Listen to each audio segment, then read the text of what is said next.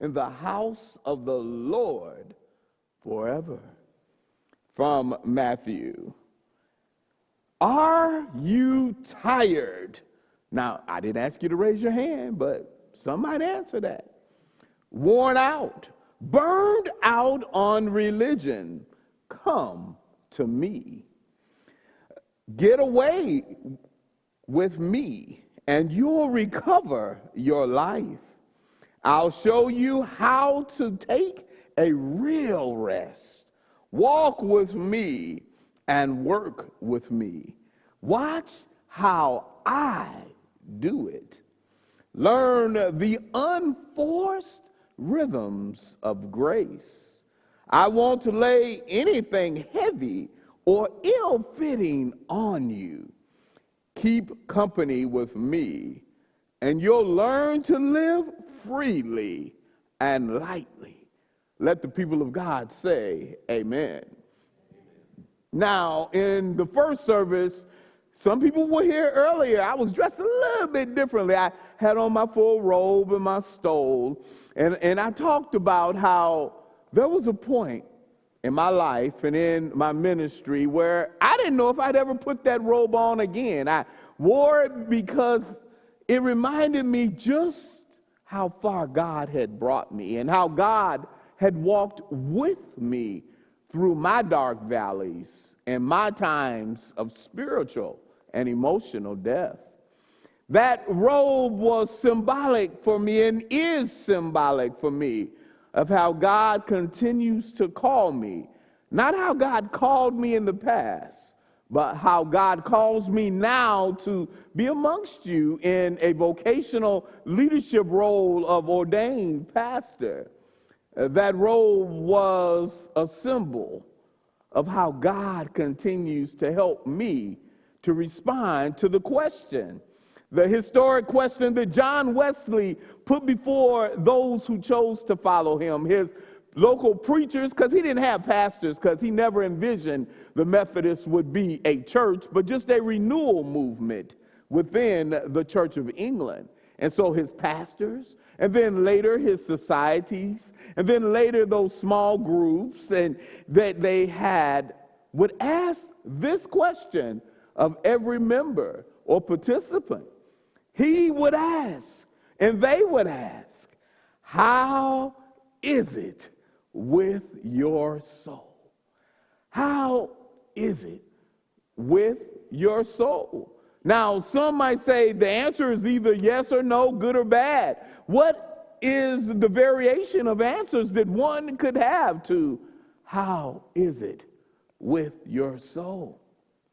The author of this new study in which we have embarked upon this new sermon series based on the book Soul Reset, Dr. Junius B. Dotson reminds us of his journey as we read it. Now, Gina and I had a chance to meet him and hear him in September when we were out at Resurrection United Methodist Church. But Dr. Dotson talks about his up and down journey of how he had experienced burnout and how he had experienced extreme depression and how God had shown him different rhythms of grace and mercy, if you would. Gina actually got her book autographed. I got the book later and didn't get the autograph, but it still sticks in my mind about how he spoke about and wrote about his time of struggle and his dark valleys. Today, and the next 5 weeks, we're asked to order or reorder our lives in healthy and sustainable ways. I thought that was a good lesson for me right now because my life seems to be everything but unhealthy and balanced. But yet, God has brought me a long way and has shown me some rhythms and some graceful practices.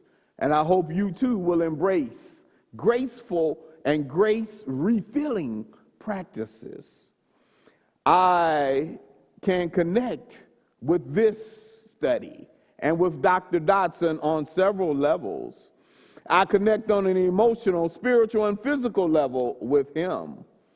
I, too, have pushed myself past balance and biblical examples of health as he did. I too have found myself exhausted and burned out.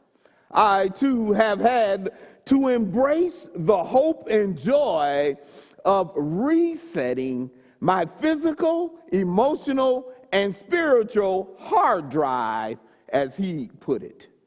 I pray that you will be renewed and recharged as we explore many questions the next several weeks, which will direct our collective and our individual well-being. I want to share with you again a time of struggle for me.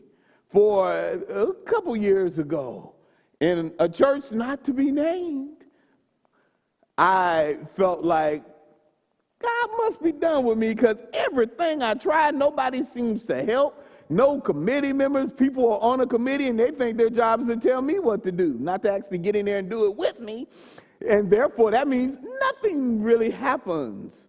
People reminded me of their glory days and their history, but they saw no hopeful future. They didn't even experience joy in the present state. I seemed to feel overwhelmed because when I left there in that positive situation I just described, hint, hint, I would go home and I had children, and some weeks we had 4 children, and some weeks we had 7 children. Imagine that, Jeremy, the variation, depending on the week as to where our foster children were allotted and aligned or assigned. And then there was this thing called my wife, who actually expected me to relate to her and to join with her in raising those children and building our family in a healthy way. And then there was the internal expectations that I placed on myself that I just seemed to be falling short with all over the place. I wrote the current bishop at that time a letter saying, I just want to go on leave of absence. Can I please have this voluntary leave of absence? Now, in our current setting, usually when a minister writes a letter like that, they never come back. But we say voluntary just so that it sounds nice. But it was granted to me, and I was in a spiritual desert, if you would. I was in an emotional abyss. I was in a mental disability situation. It just took everything for me to get up in the morning and move. But somehow, some way, God provided me with a time of healing because I had been beat up. Unfortunately, there are still some places where the pastors get beat up. This isn't one of them. But I'm helping others who are in places like that right now. We needed a time to come back together as a family. We needed a time to recalibrate and reset our hard drives, if you would. Now, for me, that was a 7-year journey. Someone here laughs when I told them 7 years because they realized the biblical significance. It wasn't planned like that. I thought I would either be out or back within 2 or 3 years. It just kind of stretched out till it finally was 7 years before I came back to a local church leadership role. But when I came back, these passages, especially this psalm, seemed to resonate and seemed to offer energy and direction. And so I connected with this soul reset study in a way that's personal and visceral in a manner that I can hardly describe with words. When I look at this 23rd Psalm, especially at verse 4, I see a foundation for building healthy choices. I see a time of reminding me of where God had been with God's people. Even before there was a Christian tradition, there was this Hebrew wandering faith, this faith where people seemed to wander off from God, and God would take God's spiritual shepherding hook and bring them back. Now, that may seem comforting on one hand, but if you're a personality like me, you don't like to be forced to do anything. But yet God brought the people of Israel back individually and collectively when they wandered off in other pastures. So too God helped bring me back. And I pray that at different points in your life, God will bring you back to a place of health and a place of wholeness and a place of spiritual, physical, emotional, and mental well-being. Because those are the green pastures that God offers us this morning. Our religious text seeks to be instructive and inspirational. Again, verse 4 is the core of Psalm 23. Now, as you hear Psalm 23 put together with other texts each week of this series, I pray that you will hear it in the different words and different translations and versions that it will be offered, to offer some new insight, some new nugget of hope, some new spiritual awakening, if you would, for you. Now, Matthew really grabs us when he talks about, what is that? Are you tired, worn out, and burned out on religion? Some would just say, I'm burned out on life, not just religion. And for me, when the phrase religion is used, it is something that is academic, because I study religion. It is something that can be detached and kind of held at arm's length, because there are multiple religions. But when I talk about my faith, when I seek something spiritual beyond myself, greater than myself, it's more than religion. When I resort to the word religion, I have already given up the quest that I believe God has called us all on, which historical Methodists would say a journey of faith, this seeking to be perfected in this life. Now, most of us realize that we will not be perfected in this life, but yet and still, John Wesley believed that the Bible called us to seek it and to strive for it. In the midst of that striving, sometimes we can become burned out. We can become stale. We can become merely built upon tradition or academic rigors or standards, and then we lose something. One of my sons that I'm going to go have lunch with later this afternoon, he had experienced that sense of burnout, that sense of disillusionment, that sense of rejection as a leader within two different churches. And he said, Dad, I'm just done. Those people ain't real. Those people are fake. They put on their religious costumes and then they take them off as soon as they walk out the door. Sometimes they don't even wait to walk out the door. I'm done. And so I have been praying with him and working with him over the last couple of years, and I think he's ready to jump back in there. We're going to see. But to say that none of us are perfect, that so many of us are so far from perfect that it seems like we shouldn't even be calling ourselves religious or spiritual or Methodist or anything else related to Christianity. But yet, God still loves us right where we are. But God calls us to be more.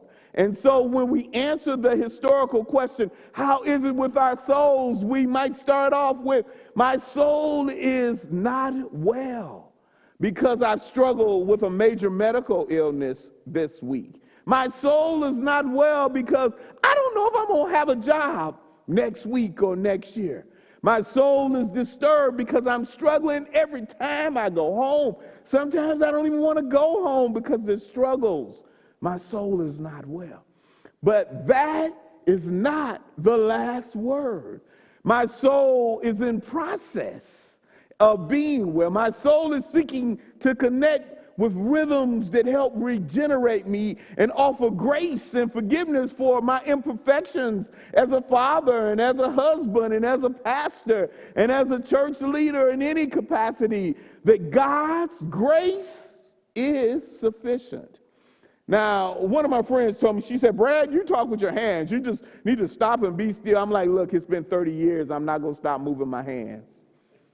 But in the midst of that imperfection, I still hope and pray that you're able to experience a renewal of God's joy. I still believe that in answering that question, how is it with your soul, that you will grab hold of joy and hope in the midst of whatever valley you may find yourself, or in the midst of whatever station or season of life you may find yourself. In this day of multitasking and calls for innovative adaptability, if I heard that phrase one time, I heard it 10 times last week as I sat in meetings. Innovative adaptability, and actually how I'm supposed to be the leader of such a movement of innovative adaptability. Chief missional strategist, it says in my job description for my other job. And I wondered, again, when I answer those questions and when I seek to live into those roles, how do I invite you and others to be whole? There's so many people in this world who feel as though they are short, that they have a hole in their heart or some gap in their life, some time where they have experienced disillusionment and destruction or depression. And so I believe that God does not leave us there. God did not leave me there. I pray that God does not leave you there, that you will embrace this God who walks with you through the valleys of the dark shadows. That's why I like this translation this week. In the coming week, I invite you to join me in the spiritual practice based on the prayer of Examen, which is a spiritual practice introduced by Ignatius of Loyola that invites a deep inward reflection on each day as an exercise in noticing, notice I say noticing, the movement of God, our connectedness to God throughout the day, and learning to discern. We like to use that word a lot, especially in the United Methodist leadership traditions with the cabinet and the bishop and district superintendents. They like to say, discern. We have discerned your next place of service or your next place of destruction, depending on the situation. Hopefully your next place of hope. That God will discern, or that you will be able to feel God's activity, God's hand, God's spirit, God's movement in your lives. In the practice of Examen, we seek and find God in all things of those moments when we felt close to God. So let me say that a different way. I'm inviting you each day of this week, and hopefully somebody next week will tell me how they did it, to set a time aside where you say, how did God move in my life today? Where did I feel God's presence the most? And then to rejoice at that time, even if it was a bad time, when you felt God's presence. There's something redemptive, there's something inspirational, there's something motivational about identifying on a daily basis God's presence in your life. It could work through other human beings, it could work through a situation, but to identify that, there's something spiritually renewing about that. As I conclude this morning, an old African-American spiritual comes into my thoughts. The words to this spiritual are, guide my feet while I run this race. Yes, Lord, guide my feet while I run this race. I don't want to do it alone. We are all in a race. Some would say, what race? I'm just living, Brad. But we are either running toward God's hope and direction, or we are moving back away from God's grace and mercy. So I pray that you will choose to run toward God, and that you will see your place in the race, and that you will embrace the answers to the question, how is it with my soul? Your answer someday will be, it is well with my soul. Let us move again in our time of commitment and reaffirmation through the sacrament of Holy Communion at this time.